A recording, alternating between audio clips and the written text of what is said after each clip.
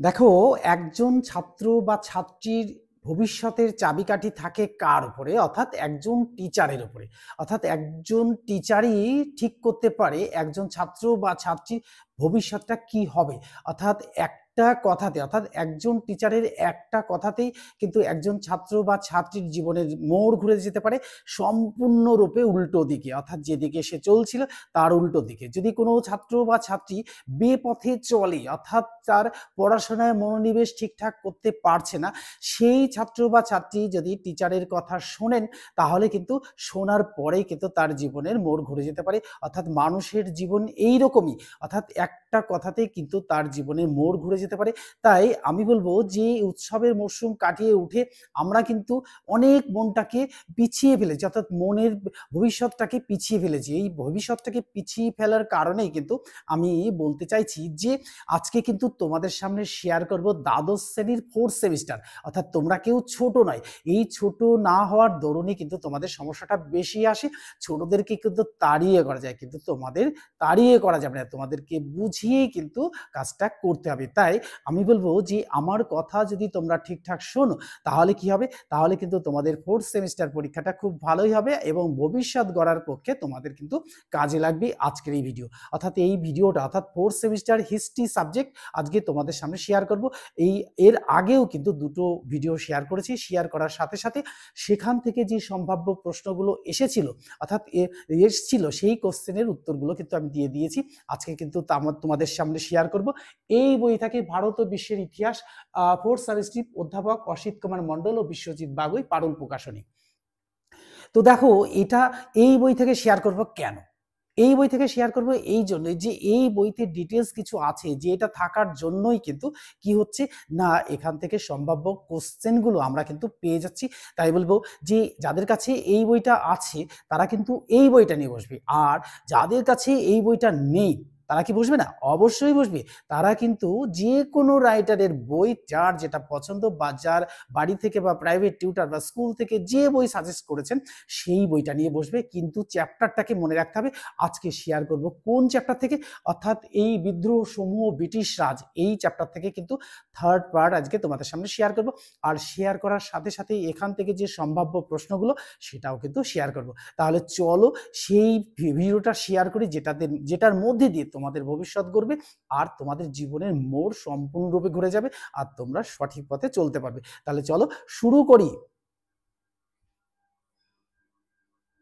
আজ শেয়ার করবো তোমাদের সামনে এই ভারত ও বিশ্বের ইতিহাস 4th সেমিস্টার, অধ্যাপক অসিত কুমার মণ্ডল ও বিশ্বজিৎ বাগুই, এই বই থেকে শেয়ার করব।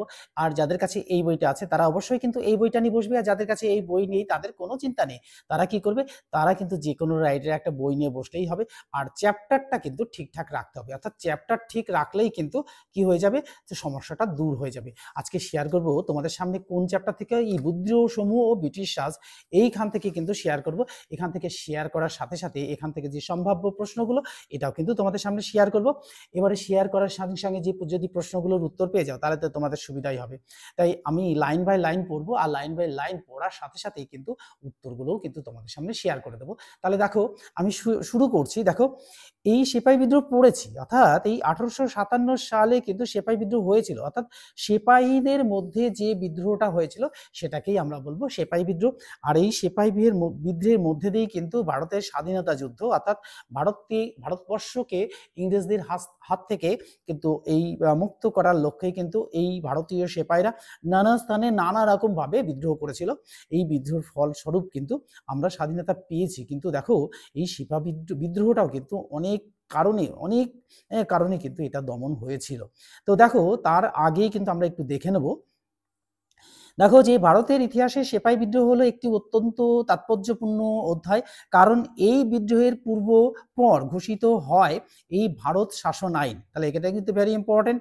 ভারত শাসন আইন 1857 খ্রিস্টাব্দে, এই 1858 খ্রিস্টাব্দে এর দ্বারা ভারতে ইস্ট ইন্ডিয়া কোম্পানির শাসনের অবসান হয়। তাই এই ভারতের ইতিহাসে এই বিদ্রোহকে জল বিভাজিকা বলা হয়। Very important question.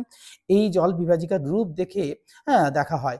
কিন্তু দেখো বহু চর্চিত এই বিদ্রোহের প্রকৃতি বা চরিত্র নিয়ে পণ্ডিত মহলে বিতর্কের কিন্তু শেষ নেই। অর্থাৎ আমরা তো বিতর্ক করতেই ভালোবাসি, অর্থাৎ সমালোচনা করার জন্যই কিন্তু মানুষ। এই সমালোচনা কিন্তু বিভিন্ন দিক থেকে বিভিন্ন পণ্ডিতগণ মতামত দিয়েছেন। দেখো সেই মতামতগুলোর মধ্যে দেখো 1 নম্বর যে সেপাহী বিদ্রোহ, অর্থাৎ 1857 খ্রিস্টাব্দে বিদ্রোহকে প্রথম এই সেপাহী বিদ্রোহ বলে অভিহিত করেছেন ব্রিটিশ প্রশাসক তথা কূটনীতিবিদ স্যার জন মালার, লরেন্স এবং আর্ল স্ট্যানালি এটাই কিন্তু প্রথম প্রকাশ করেন।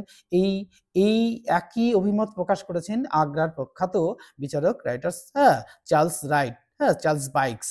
দেখো তিনি তার গ্রন্থে বলেছেন যে কি বলেছেন, যে ভারত থেকে ইংরেজদের বিতাড়িত করতে সিপাহীরা বিদ্রোহ করেছিল।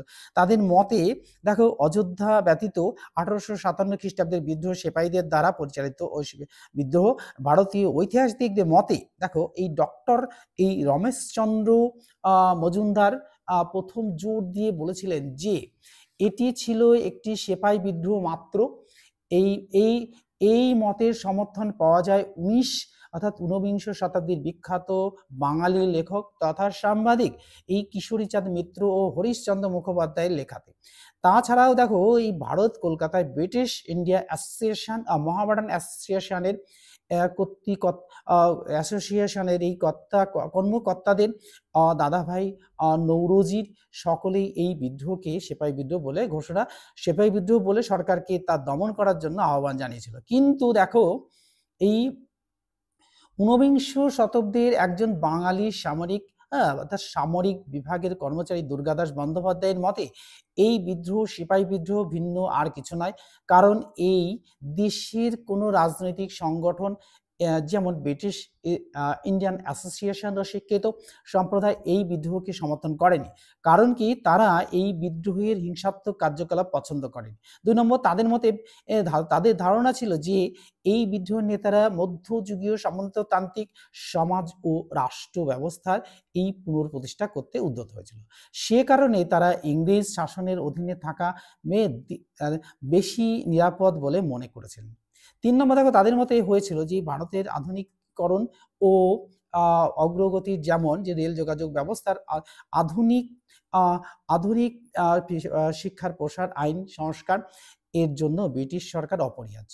তারপর 4 নম্বর দেখো এছাড়াও তারা এই বিদ্রোহকে সমর্থন করে ব্রিটিশ সরকারের বিরাগভাজন হতে চেয়েছিল। অর্থাৎ কারণ তাদের এই অনেকেই কিন্তু ইংরেজ অফিস আদালতে কাজ করে জীবিকা নির্বাহ করতেন। তাহলে দেখো এখান থেকে বোঝা যায় যে দেশীয় লোকেদের কারণেই কিন্তু এই সিপাহী বিদ্রোহ এই দমন হয়েছিল। আর এই দমনের পিছনেই ছিল আমাদের দেশীয় কিছু লোক যারা নাকি ইংরেজ অফিসে আদালতে কাজ করতো, তারা করে জীবিকা নির্বাহ করতো, তারাই কিন্তু এটা করেছিল।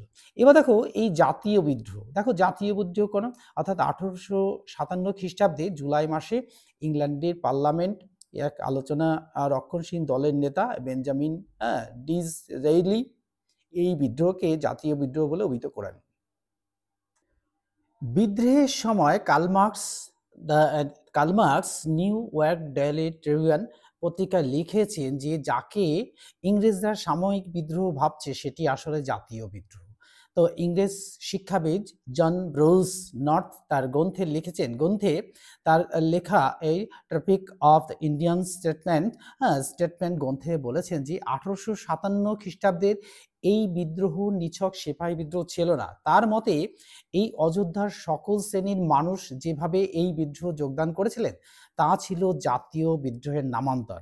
ডক্টর এই শশীভূষণ চৌধুরী তার লেখা civil regulation in the Indian militaries mutinies 1857 থেকে 1859 গ্রন্থে এই বিদ্রোহকে কেবলমাত্র সাম্রাজ্যবাদ বিরোধী জাতীয় যুদ্ধ বলেই ক্ষান্ত হননি, তিনি একে একটি গণবিদ্রোহ বলে অভিহিত করেছেন। আবার দেখো ঐতিহাসিক রজনীকান্ত গুপ্ত তার এই সেপাহী যুদ্ধের কথা গ্রন্থে দাবি করেছেন যে সিপাহীরা এই জাতীয়তাবাদী আদর্শ উদ্দীপ্ত হয়েই ইংরেজ শাসনের অবসান চেয়েছিল। এবার দেখো বিভিন্ন জন বিভিন্ন রকম ভাবে মতভেদ করে। তোমরা দেখো না যে কোনো একটা ভালো কাজের বিরুদ্ধে অর্থাৎ পক্ষে এবং বিপক্ষে কিন্তু অনেক মতবাদ আসে, কিন্তু যারা এই সমালোচনা করে তারা কিন্তু তাদের একটাই কিন্তু কাজেই সমালোচনা করা। তাই এই সমস্ত সমালোচনা করা অর্থাৎ সমালোচকদের কিন্তু একদিকে সমালোচনা করা ভালো, অন্যদিকে কিন্তু সমালোচনা কিছু বিপরীতমুখী হয়ে থাকে। দেখো পক্ষে বিপক্ষে কিছু যুক্তি দেওয়া যেতে পারে। দেখো এর পক্ষে পক্ষে কিছু যুক্তি দেখো কিরকম। তাদের মতেই 1857 খ্রিস্টাব্দের বিদ্রোহ সিপাহীদের মধ্যে সীমাবদ্ধ ছিল না। প্রাথমিক পর্যায়ে সেনা শিবিরে গুলিতে এই আন্দোলন শুরু হলে পরে ভারতের বিভিন্ন জায়গায় জনসাধারণ, কৃষক, শ্রমিক ও স্বতঃস্ফূর্তভাবে এই বিদ্রোহ যোগদান করে। এটা কিন্তু পক্ষে। দ্বিতীয় দেখো এই বিদ্রোহ একটি গণচরিত্র ছিল এবং এই বিদ্রোহ হলো ইংরেজ সরকারকে ভারত থেকে বিতাড়ন করা একটি সুপরিকল্পিত প্রয়াস, এটাও কিন্তু কাজ করে। সে কারণে এই বিদ্রোহীরা দিল্লির সম্রাট বাহাদুর শাহকে ভারতের সম্রাট বলে এটা কিন্তু ভেরি ইম্পর্টেন্ট রূপে ঘোষণা করেছিলেন। তৃতীয়ত দেখো ঊনবিংশ শতকে সামরিক বলে এই বলিয়ান ব্রিটিশ শক্তির বিরুদ্ধে আন্দোলন করতে হলে সামরিক শক্তি একান্ত প্রয়োজন ও ধারণা বিদ্রোহীদের ছিল। এছাড়াও সেনাবাহিনীর বিভিন্ন দলের মধ্যে মোটামুটি একটি ঐক্য দেখা যায়। ব্রিটিশ বিতাড়নই এই বিদ্রোহের অর্থাৎ এই আন্দোলনের মূল উদ্দেশ্য। তাহলে দেখো এই সমস্ত কিছু বিগ্রহ সমস্ত কিছুই কিন্তু কি না এই ব্রিটিশকে আমাদের দেশ থেকে বিতাড়ন করা। তাই অনেকের মতে অর্থাৎ অনেকেই মনে করেনি 1857 খ্রিস্টাব্দের সিপাহী বিদ্রোহ রূপ আরম্ভ হলে পরবর্তীকালে জাতীয় আন্দোলন রূপে রূপ গ্রহণ করেছিল। তবে এই ঊনবিংশ শতাব্দীর মধ্যভাগে ভারতবর্ষের জাতীয় চেতনার মূল্যায়ন বর্তমান কালের মাপকাঠি বদ্ধ করা বোধ হয় ঠিক হবে, অর্থাৎ ঠিক হবে না। এবার আসবো আমরা এই এক একজনের মতবাদ, অর্থাৎ ভারতের প্রথম স্বাধীনতা যুদ্ধ। দেখো ভারতবর্ষে জাতীয়তাবাদ যখন ধীরে ধীরে গড়ে উঠেছিল সে সময় বিখ্যাত বিপ্লবী ও স্বাধীনতা সংগ্রামী বিনায়ক দামোদর সাভারকার তার এই গ্রন্থে the Indian war of the independence 1857 এই মহাবিদ্রোহকে ভারতের স্বাধীনতা যুদ্ধ বলেই অভিহিত করেছিলেন। অর্থাৎ এই ভারতের স্বাধীনতা যুদ্ধ মানেই হচ্ছে কি অর্থাৎ জাতীয় যুদ্ধ। এই জাতীয় যুদ্ধ অর্থাৎ জাতিকে রক্ষা করার যুদ্ধ। তার মতে এই বিদ্রোহের মাধ্যমে ভারতবাসী জাতীয়তাবোধে উদ্বুদ্ধ হয়ে ব্রিটিশ বিরোধী আন্দোলনে সামিল হয়েছিল। তাহলে দেখো এই বক্তব্য হলো অর্থাৎ তার বক্তব্য হলো এই বিদ্রোহ ভারতবর্ষে ইংরেজ শক্তি ধ্বংস করার জন্য সুপরিকল্পিতভাবে করা হয়েছিল। অর্থাৎ সুপরিকল্পিতভাবে একটা চিন্তা না থাকলে কিন্তু ইংরেজকে এত সহজে ভারত থেকে তাড়ানো যায়নি। তাই পরবর্তীকালে অনেক রাজনৈতিক নেতা তার এই ব্যাখ্যাকে গ্রহণ করেছেন। অধ্যাপক হীরেন্দ্রনাথ মুখোপাধ্যায় এবং অধ্যাপক সুশোভন সরকার এই বিদ্রোহকে স্বাধীনতা যুদ্ধ বা মুক্তি সংগ্রাম বলে অভিহিত করেছেন। অর্থাৎ দেখো এই মুক্তি লাভ অর্থাৎ দেখুন একজন মানুষ যখন বিপদে পড়ে যায় সেই বিপদ থেকে কিন্তু সে বাঁচবার অনেক চেষ্টা করে এবং শেষ মুহূর্তে যখন আর পেরে ওঠে না তখন কিন্তু সে ঘুরে বসে এবং ঘুরে দাঁড়িয়ে তার প্রতিবাদ শুরু করে এবং যতক্ষণ না তার মৃত্যু আসছে ততক্ষণ পর্যন্ত সে আন্দোলন করে যায়। তাই এই আন্দোলনটা ছিল সেই রকমই, অর্থাৎ মানুষ বিপদে পড়লে বিপদের হাত থেকে মুক্তি পেতে কি করতে হবে, অর্থাৎ হাসতে হাসতে প্রাণ দিতে হবে। তারাও কিন্তু সেই হাসতে হাসতে প্রাণ দিয়েছিল এবং দেশকে রক্ষা করার লক্ষ্যেই কিন্তু তাদের এই প্রকল্প। এই তাদের মতে দেখো এই কোনো বিদ্রোহ সকল শ্রেণীর মধ্যে অভ্যুত্থানের ঘটনা ইতিহাসে বিরল। অর্থাৎ সুশোভন সরকার বলেছেন 1857 খ্রিস্টাব্দের মহাবিদ্রোহের জাতীয় সংগ্রাম না হলে ইটালির কার্বোনারি আন্দোলনকে জাতীয় সংগ্রাম বলা যাবে না। অর্থাৎ ডক্টর শশীভূষণ চৌধুরী এই বিদ্রোহকে মোটামুটি জাতীয় স্বাধীনতা যুদ্ধের প্রথম সূচনা বলে মন্তব্য করেছেন। তো দেখো এই অর্থাৎ আন্দোলন মানেটা কি, আন্দোলন মানে সকলের সমবেতভাবে যদি আন্দোলনে সামিল না হওয়া যায় তাহলে কিন্তু আন্দোলনের সফলতা আসে না। তাই দেখো বিনয় বাদল দীনেশের মতন এরকম স্বাধীনতা সংগ্রামী হাসতে হাসতে প্রাণ দিয়েছেন, কিন্তু ইংরেজ ভেবেছিল যে না এদের এই মৃত্যুতে কিন্তু দেশবাসী ভয় পেয়ে যাবে, পিছিয়ে যাবে, কিন্তু না, আমরা অর্থাৎ আমাদের দেশের আপামর জনসাধারণ কিন্তু সেই পথের পথিক নয়। কারণ কি, মায়েরা যে একজন সন্তানকে হারিয়েছে, অপর সন্তানকে যুদ্ধক্ষেত্রে ঠেলে দিয়েছে। একজন একজন একজন স্বামী একজন স্ত্রী তার স্বামীকে যুদ্ধক্ষেত্রে পাঠিয়ে দিয়েছে। কেন না, দেশকে বাঁচাতে হবে। এই দেশকে বাঁচানোর লক্ষ্যে কিন্তু তাদের এই প্রচেষ্টা। এবার আসবো যে বিরুদ্ধ মত। যদিও ডক্টর সুরেন্দ্রনাথ সেন ও ডক্টর উমেশচন্দ্র মজুমদার উভয়ে এই বিদ্রোহকে ভারতের প্রথম স্বাধীনতা যুদ্ধ বলতে অস্বীকার করেছেন, আবার ঐতিহাসিক রমেশচন্দ্র মজুমদার তার লেখা the sepoy military and the revolt of 1857 গ্রন্থে বলেছেন যে 1857 খ্রিস্টাব্দে তথাকথিত প্রথম জাতীয় স্বাধীনতা সংগ্রাম প্রথম জাতীয় নয় এবং স্বাধীনতা সংগ্রামও নয়। তো এর কারণ, এর মতে এই বিদ্রোহ ভারতের সকল অঞ্চলের মানুষ অংশগ্রহণ করেনি। 1857 খ্রিস্টাব্দের এই বিদ্রোহের মধ্যে জাতীয়তাবাদের কোনো স্পষ্ট ধারণা ছিল না। এই বিদ্রোহ সর্বভারতীয় ঐক্য এবং জাতীয় চেতনা দেখা যায় এই বিদ্রোহের সময় হিন্দু মুসলমান দাঙ্গা এক ভয়ঙ্কর রূপ ধারণ করে। আর বাহাদুর শাহ, নানা সাহেব, লক্ষ্মীবাঈ সকলেই নিজ নিজ স্বার্থ দ্বারা পরিচালিত হয়। এবার চলে যাব আমরা এর পরের পাতাতে কিন্তু গিয়েও কিন্তু এখান থেকে কিছু একটু শেয়ার করব। দেখো, এই সামন্ততান্ত্রিক বিদ্রোহ অর্থাৎ এই ডক্টর রমেশচন্দ্র মজুমদারের মতে এই সামন্ততান্ত্রিক প্রতিনিধিরা তাদের এই ক্ষয়িষ্ণু ক্ষমতা পুনরুদ্ধারের আশায় এই বিদ্রোহ যোগদান করে। ফলে এই সিপাহী বিদ্রোহ একটি প্রতিক্রিয়াশীল চরিত্র লাভ করেছিল। তাই তিনি একে এই মৃত সামন্ত শ্রেণীর মৃত্যুকালীন আত্মনাদ বলে অভিহিত করেছেন। আবার ডক্টর সুরেন্দ্রনাথ সেনের মতে এই বিদ্রোহ জাতীয় স্তরে কোনো পরিকল্পনা ছিল না। এই হতাশগ্রস্ত সামন্ত প্রভুরা ক্ষমতার মধুভাণ্ডার পাওয়ার লোভে ব্রিটিশ শাসনের বিরুদ্ধে প্রতিবাদ গড়ে তুলেছিল। কিন্তু তিনি আরও বলেছেন যে এই সামন্ত শ্রেণীর লক্ষ্য ছিল এই বিদ্রোহের মধ্যে দিয়ে ভারতে একটি প্রতি বিপ্লব ঘটানো।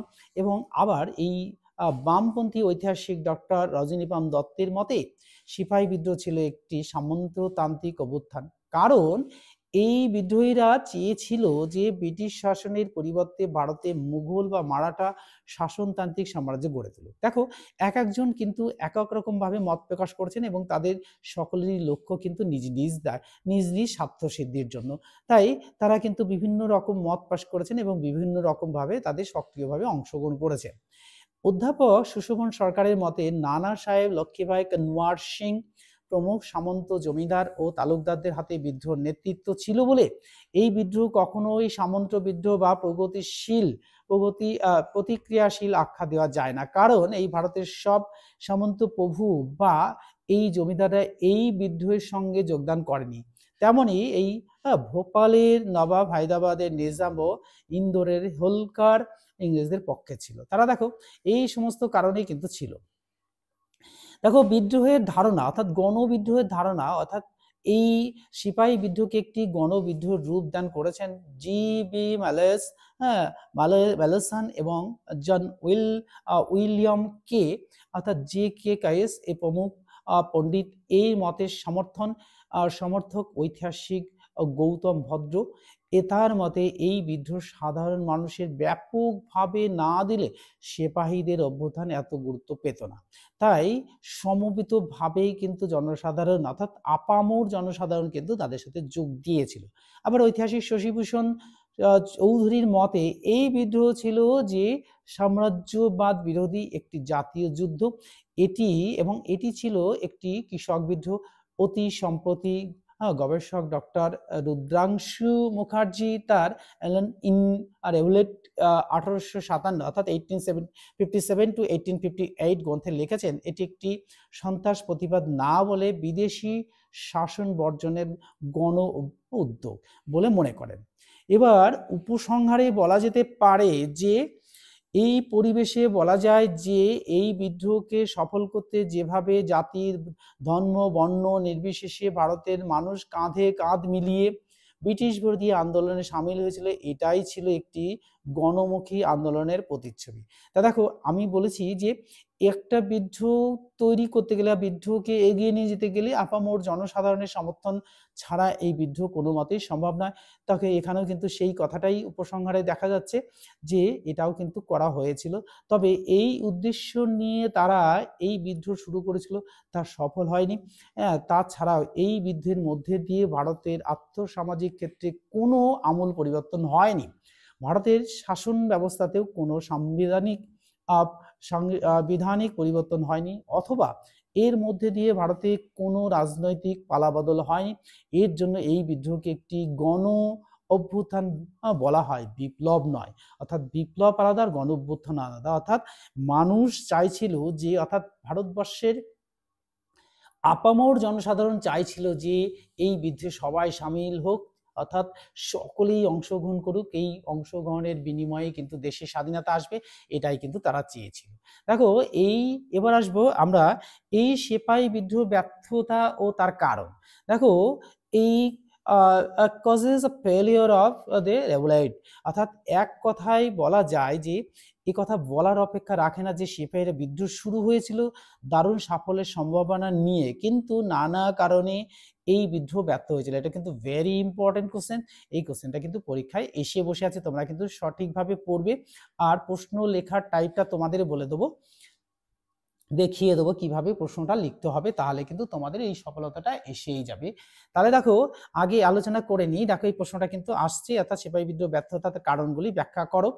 এই দেখো, এবার শেষ পর্যন্ত Lord Canning, Lord Canning telegraph ও রেল যোগাযোগ ব্যবস্থাকে কাজে লাগিয়ে এবং সেনাবাহিনী নামিয়ে 1858 খ্রিস্টাব্দে 20 জুনের মধ্যে এই বিদ্রোহ দমন করেন। এই বিদ্রোহের ব্যর্থতার কারণগুলি কি ছিল? তাহলে দেখো, এই সিপাহী বিদ্রোহ দমনের সবচেয়ে ব্যস্ততম নায়ক ছিলেন এই লর্ড ক্যানিং। তার নেতৃত্বেই কিন্তু এই বিদ্রোহটা দমন হয়েছিল। তো কি কি কারণে দমন হয়েছিল এটা কিন্তু আমরা একটু পড়ে নেব, পড়ার পরেই কিন্তু আমরা লিখতে পারবো। দেখো, যদি আমরা লেখার প্রসেসটা যদি একটু এইভাবে লিখি, তাহলে দেখো খুব ভালোই হয়, আমার মনে হয় খুব ভালো হবে।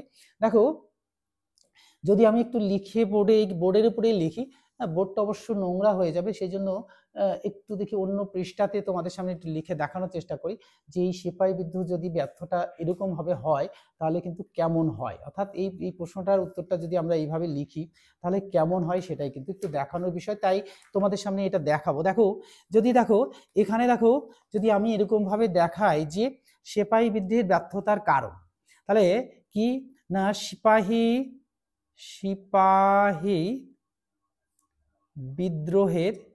বিদ্রোহের ব্যর্থতার কারণ,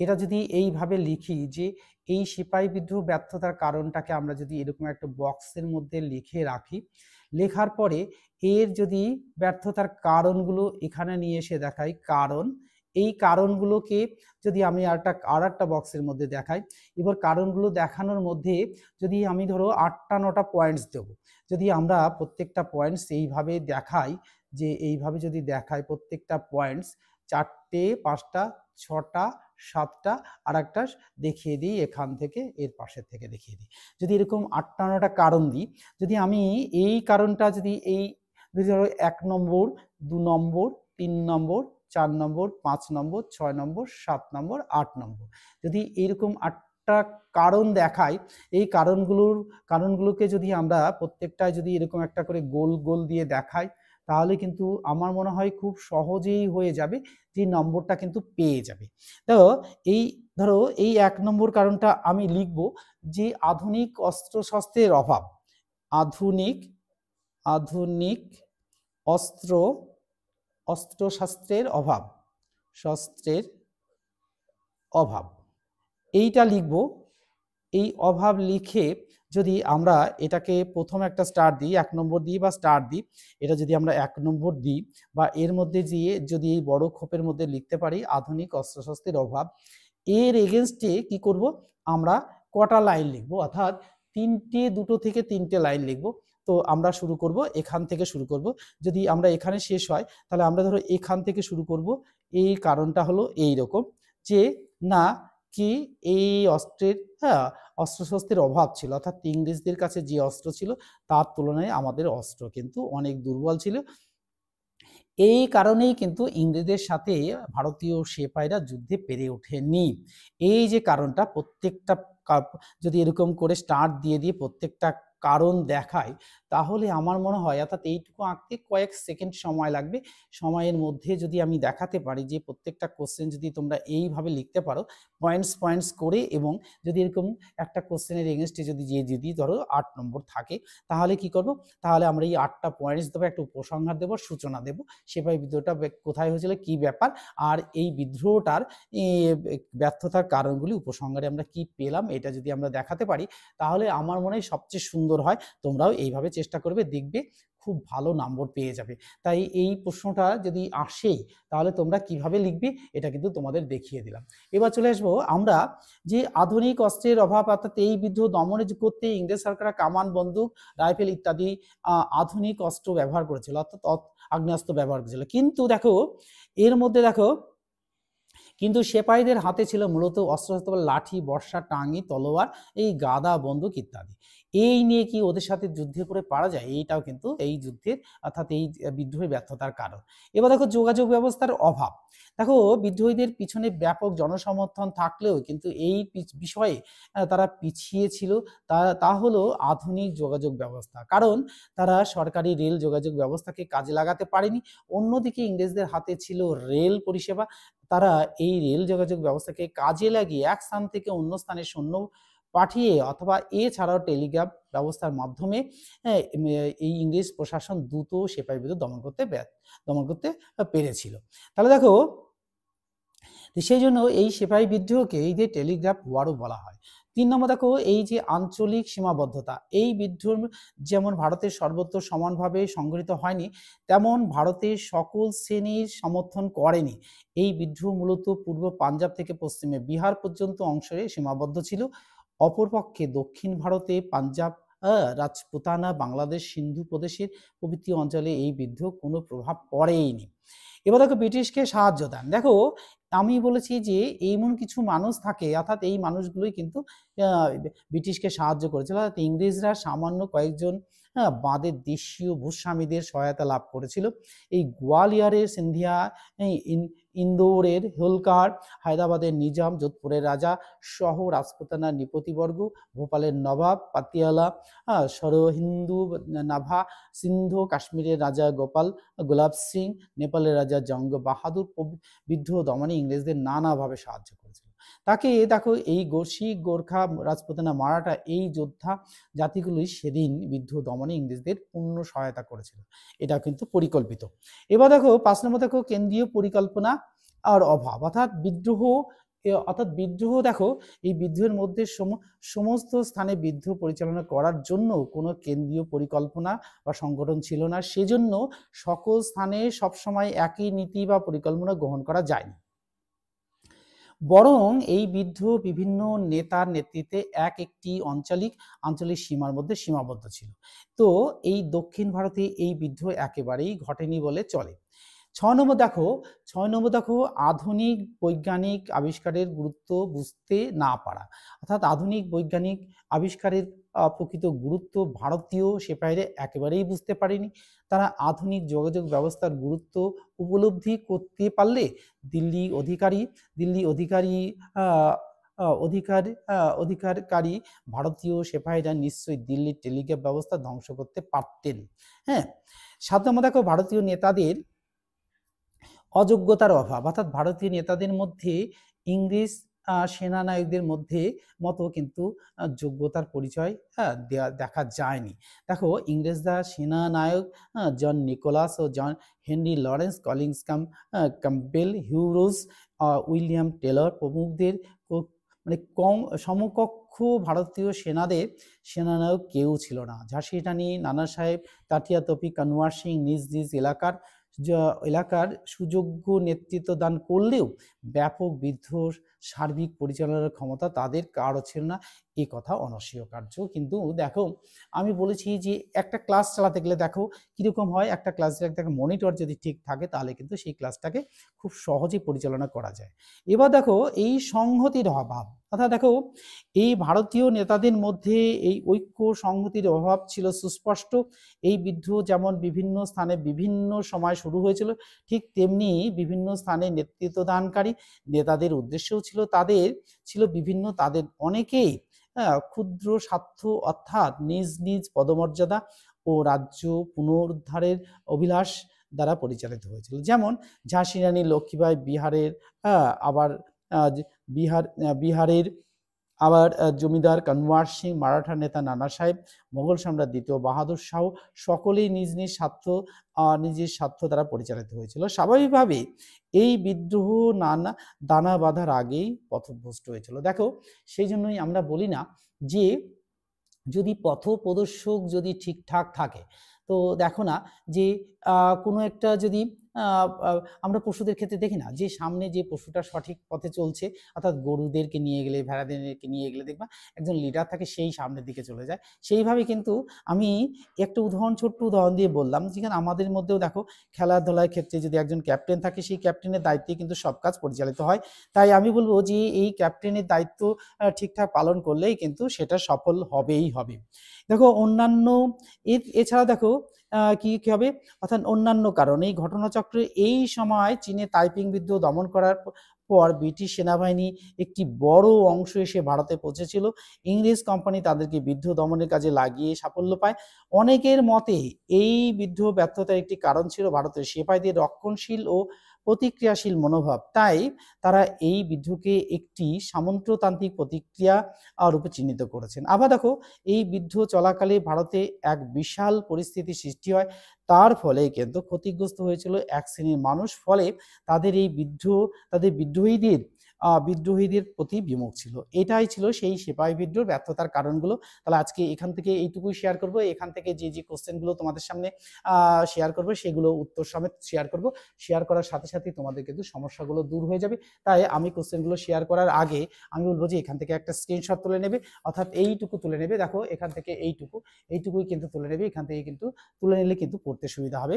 তা কোশ্চেন নাম্বার 1 দেখো, ভারত শাসন আইন কবে পাশ হয়? 1858 খ্রিস্টাব্দে। 2 নম্বর কোশ্চেন দেখো, ভারতের ইতিহাসে কোন বিদ্রোহকে জল বিভাজক বলা হয়? অর্থাৎ সিপাহী বিদ্রোহকে, অর্থাৎ সিপাহী বিদ্রোহকে। কে সিপাহী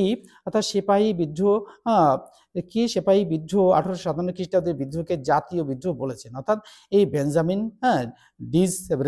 ডিসরেইলি। এবার আসবো আমরা পরের পাতাতে, অর্থাৎ পরের পাতার একটা স্ক্রিনশট তুলে নেবে। এখান থেকে কিন্তু কোশ্চেনগুলো শেয়ার করছি, এই কোশ্চেনগুলো কিন্তু তোমাদের পরীক্ষায় আসার মতো। দেখো এখানে দেখো, দিল্লির কোন সম্রাটকে ভারতের সম্রাট রূপে ঘোষণা করা হয়? বাহাদুর শাহকে। 6 নম্বর কোশ্চেন দেখো, কোন বিদ্রোহকে ভারতের প্রথম স্বাধীনতা যুদ্ধ বলা হয়? অর্থাৎ 1857 খ্রিস্টাব্দের মহাবিদ্রোহকে। 1857 সালের বিদ্রোহ এটি কি একটি বিপ্লব নাকি গণ অভ্যুত্থান?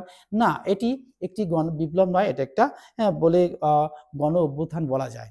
অর্থাৎ কত খ্রিস্টাব্দে, তারপরে দেখো কত খ্রিস্টাব্দে সিপাহী বিদ্রোহ দমন হয়? 1857 খ্রিস্টাব্দের 20 জুন এই সিপাহী বিদ্রোহ দমন হয়।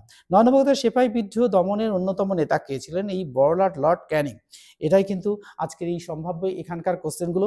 আর একটা কোশ্চেন তোমাদের সাথে শেয়ার করেছি, অর্থাৎ দেখো এখানে কিন্তু ওই প্রথম দিকেই এইটি বর্ণনা, বিভিন্ন মতবাদ, এটা কিন্তু আমাদের জানতেই হয়, তা না হলে কিন্তু এই বিদ্রোহ সম্পর্কে আমাদের জানা হয় না।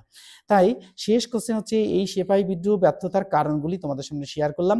এই যেভাবে আমি কোশ্চেনগুলো লিখতে বললাম, এইভাবে যদি তোমরা কোশ্চেনগুলো লেখো, তো আমার মনে হয় যে এই চ্যাপ্টার থেকে যে প্রশ্নগুলো আসবে, কোনো প্রশ্নই তোমাদের আর কোনো সমস্যা ফেলবে না। তাই এই ভিডিওটি তোমাদের কাছে কেমন লাগলো তা অবশ্যই কমেন্ট বক্সে লিখে জানাবে। দেখো সব আলোচনার শেষে, অর্থাৎ সব প্রশ্ন শেয়ার করার সাথে সাথে সব আলোচনার শেষে সমস্ত জ্ঞান দেওয়ার পরেও, অর্থাৎ জ্ঞান বলে না, এটা তোমাদের জাস্ট একটা ওপিনিয়ন দেওয়া, অর্থাৎ মতামত পেশ করা। সব ওপিনিয়ন পেশ করার পরেও কিন্তু একটা জিনিস মাথায় রাখতে হবে, যে যতই বলুক না, যাই বলুক না কেন, কোনো কিছুতেই আসে যায় না যদি না তোমরা পরিবর্তন করো। তো তোমাদের মনের থেকে কিন্তু একটা পরিবর্তন আনো, তাহলে এই ভিডিওগুলো দেখো, আর দেখলে পরে কিন্তু তোমাদের একটা জ্ঞান বাড়বে। আর দেখার সাথে সাথে বন্ধুদের মধ্যে শেয়ার করে দেবে। আর আমার যারা সাবস্ক্রাইবার আছে তারা কিন্তু তোমাদের সমস্যাগুলো কমেন্ট বক্সে লিখে জানাবে আর বন্ধুদের মধ্যে শেয়ার করে দেবে। তাহলে এরকম ভিডিও তোমাদের সামনে সবার সামনে হাজির হয়ে যাবে, আর তোমরা কিন্তু দেখে উপলব্ধি করতে পারবে এবং সফলতা লাভ করবে। তাহলে আজকের মতো এখানে শেষ করছি। পরের ভিডিওতে তোমাদের সামনে আরো ভালোভাবে বিস্তারিত আলোচনার সহ তোমাদের সামনে হাজির হচ্ছি। Good bye friends.